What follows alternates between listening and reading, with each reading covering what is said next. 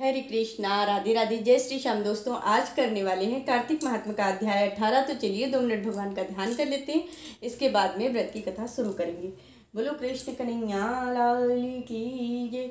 लक्ष्मी नारायण नारायण नारायण, गोविंद नारायण नारायण नारायण, लक्ष्मी नारायण नारायण नारायण, भजमन नारायण नारायण नारायण। बोलो लक्ष्मी नारायण भगवान की जय। हाथ में तुलसी दल ले लेंगे, कथा शुरू करेंगे। बोलो गोविंद भगवान की जय। देव ऋषि नारद जी ने कहा, अब रुद्र रूप भगवान शंकर अपने गणों के साथ नंदी पर हंसकर चढ़कर युद्ध भूमि में आ पहुँचे। तब उनको आया देखकर उनके पराजित गण फिर से लौट आए। सिंहनाद करते हुए आयुधों से दैत्यों पर प्रहार करने लगे। भीषण रूपधारी रुद्र को देखकर दैत्य भागने लगे। तब युद्ध में अपने दैत्यों को परान्मुख होते देखकर जलंधर हजारों बाण छोड़ता हुआ भगवान शंकर की ओर दौड़ा।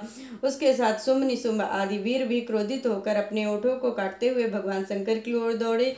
इतने में भगवान शंकर ने जलंधर के सब बाण जालों को काटकर अपने गणों को निर्भय करके अपने अन्य बाणों को की आंधी से दैत्यों को पीड़ित कर दिया। खड़गोरमा नामक दैत्य को अपने फरसे से मार डाला। बलाहक का सिर भी काट दिया। भस्मर भी मारा गया और शिवगढ़ चिशिखा ने प्रचंड नामक दैत्य का सिर काट डाला।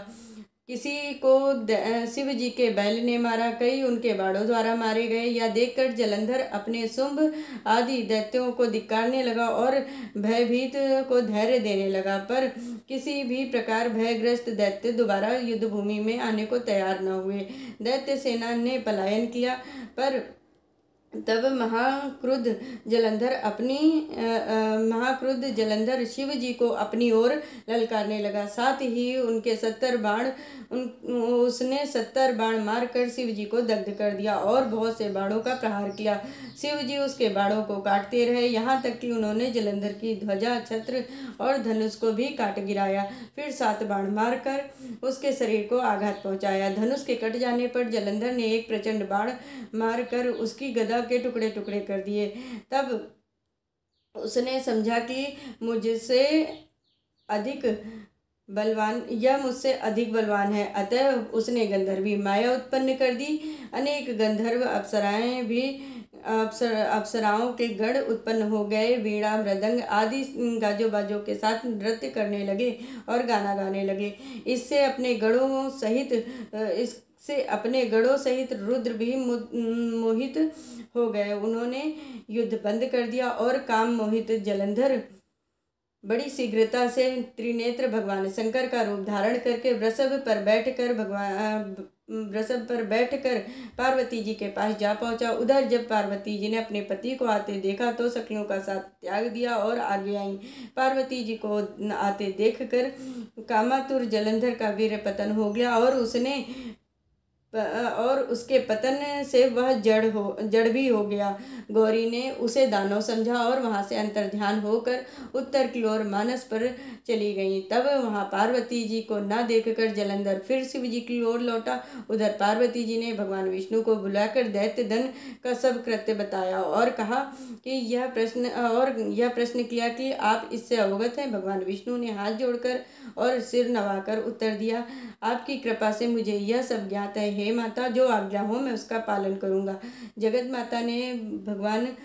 माता ने भगवान विष्णु से कहा, उस दैत्य ने जो मार्ग खोला है उसका अनुसरण उचित है। मैं तुम्हें आज्ञा देती हूँ, तुम जाकर उसकी स्त्री का पतिव्रत भ्रष्ट करो। यह दैत्य तभी मारा जाएगा। पार्वती जी की यह आज्ञा पाते ही भगवान विष्णु उसको सिरोधार्य कर छल करने के लिए जलंधर के नगर को चल दिए। बोलो भगवान विष्णु की जय। शंकर भगवान की जय। माँ पार्वती मैया की जय। श्रीमन नारायण नारायण नारायण, गोविंद नारायण नारायण नारायण, भजमन नारायण नारायण नारायण। बोलो भगवान विष्णु की जय। मैंने आज आप सभी लोगों से कार्तिक महात्म्य का अध्याय 18 कहा है। सो प्लीज़ इस कथा को ज़्यादा से ज़्यादा शेयर करिए। जो लोग कार्तिक का स्नान कर रहे हैं उन लोगों तक इस कथा को ज़्यादा से ज़्यादा पहुँचाइए। हरे कृष्णा, राधे राधे।